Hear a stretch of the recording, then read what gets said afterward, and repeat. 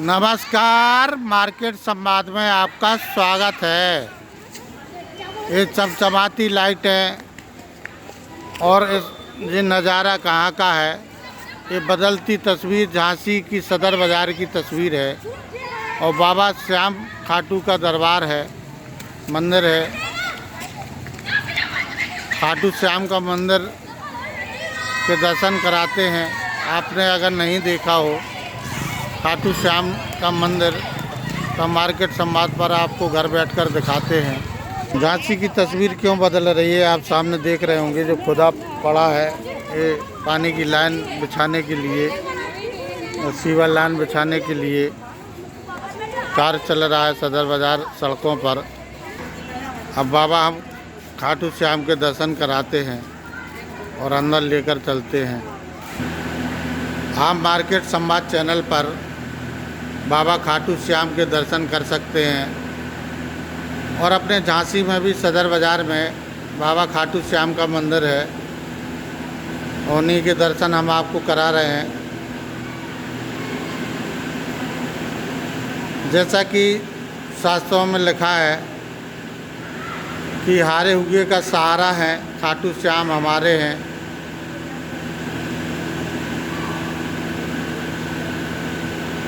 अगर आप नहीं जानते हो तो हम बताते हैं कुछ शास्त्रों की बात।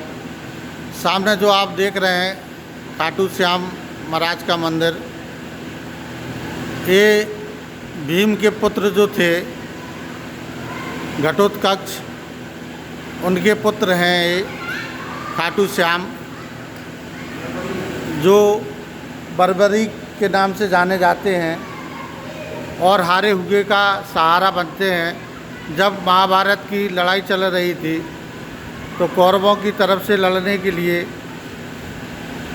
तैयार हुए। काफ़ी बलशाली और ताकतवर थे। फिर जैसा कि शास्त्रों में सुना है, देखा है, पढ़ा है कि कृष्ण जी जब सामने आए और उनसे वार्ता हुई और खाटू श्याम जी की शक्तियों को देखा तो भगवान कृष्ण स्वयं घबरा गए कि अब क्या होगा अगर कौरवों की तरफ से बर्बरी जिनका नाम है अगर वो युद्ध लड़ते हैं तो पांडव हार जाएंगे। ये चिंता करते करते भगवान कृष्ण ने उपाय सोचा। जब उपाय स्वीकार नहीं हुआ खाटू श्याम महाराज को, जो बर्बरी के नाम से जाने जाते हैं, फिर उन्होंने युद्ध किया। पंडित जी नमस्कार।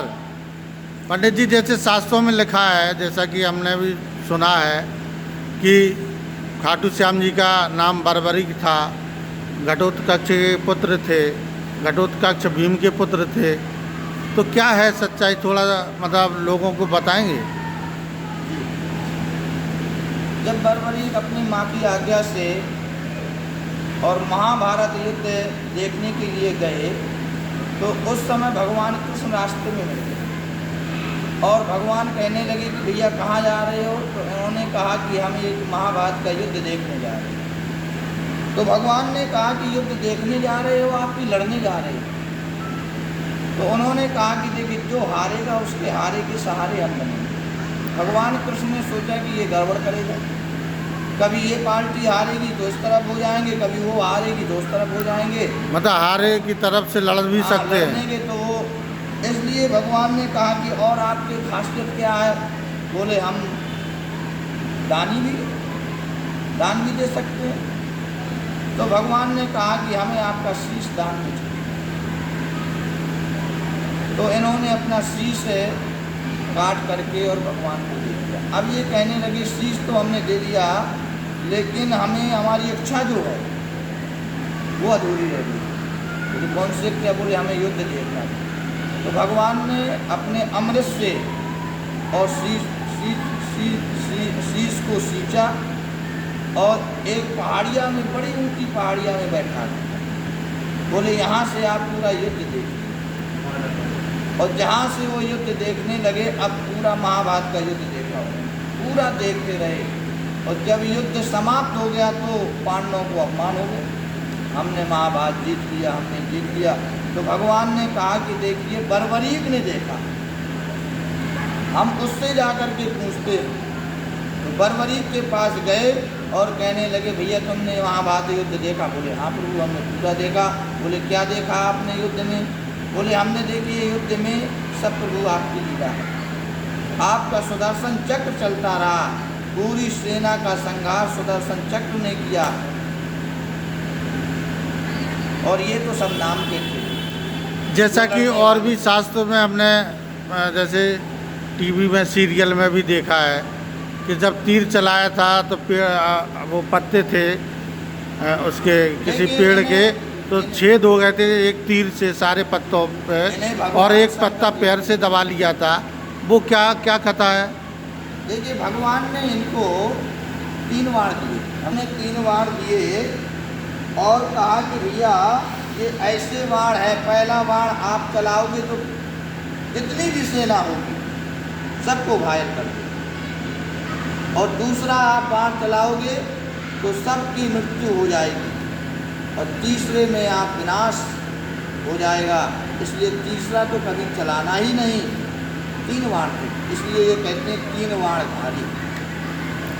3 वाण धारी। रास्ते में भगवान मिले तो उनको यार तुम तो वीर हो, तुम्हारी पास धनुष है, बाण है, अपनी वीरता दिखाओ, देखना चाहते हैं। दिखाओ क्या खासियत है? तो इन्होंने कहा कि हम एक ही बाण में पूरी सेना को घायल कर सकते हैं। बोले अच्छा है। बोले प्रमाण? तो उन्होंने कहा ये पीपल का पेड़ लगा हुआ है, इसके पूरे एक ही बाण चलाया और पूरे पीपल के पेड़ के जितने भी पत्ते आते पूरे में छेद हुए, और भगवान ने एक अपने पैरों के नीचे दबा लिया। वो छेदता हुआ बाण भगवान के पैरों के नीचे आने लगा तो वो कहने लगा भैया पैर हटाइए प्रभु, नहीं आपका एक ये पीपल का पत्ता आपके पैर के नीचे है तो आपके पैर में छेद हो जाएगा। तो भगवान ने पैर हटाया और वो भी छेद हो गया, उसे भी छेद दिया। तो इसलिए भगवान ने सोचा ये तो बहुत ही। आप देख रहे हैं जैसा कि महाराज बता रहे हैं, हमने भी शास्त्रों में पढ़ा है, और आज हम आपको खाटू श्याम जी के दर्शन मार्केट संवाद पर करा रहे हैं, और हमारी औकात क्या है कि हम आप तक दर्शन कराएं। उनकी प्रभु की इच्छा है, उन्होंने हमें बुला लिया और हमें दर्शन मिले, हमने पुण्य लाभ कमाया, हम बड़े सौभाग्यशाली हैं। और इस बहाने से हमने सोचा चलो हम अपने सब्सक्राइबर जितने हमारे चैनल को चाहने वाले हैं उन तक भी दर्शन करा देते हैं मार्केट संवाद की तरफ से। हे प्रभु धरती पे जितने भी मानव हैं सब पर कृपा बनाए रखना। हमारे मार्केट संवाद चैनल को चाहने वाले हमारे भाई बंद रिश्तेदार अड़ोस पड़ोस दोस्त यार सब पे कृपा बनाए रखना। जिनकी जो भी जायज़ प्रार्थना हो उस प्रार्थना को स्वीकार करना और उनके हारे का सहारा बनना,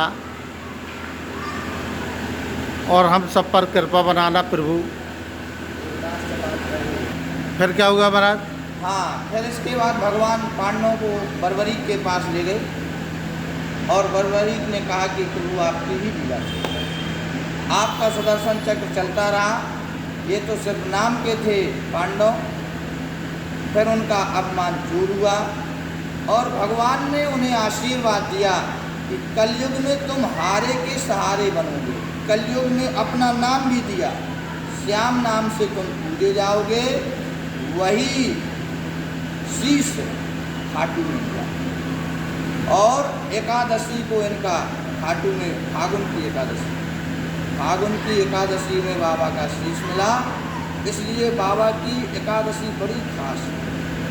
तो यहाँ भी एकादशी में यहाँ भी एकादशी में भगवान का कीर्तन होता है 9:30 बजे तक, और बारस में इनने शीश का दान दिया, इसलिए एकादशी और बारस दोनों का महत्व।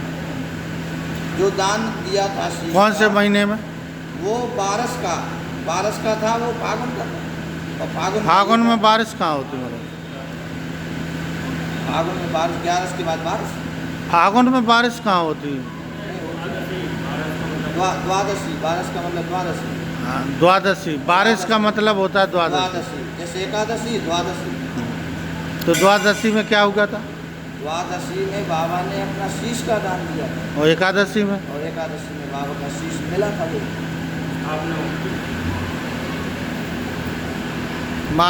मार्केट संवाद की रिपोर्ट झांसी।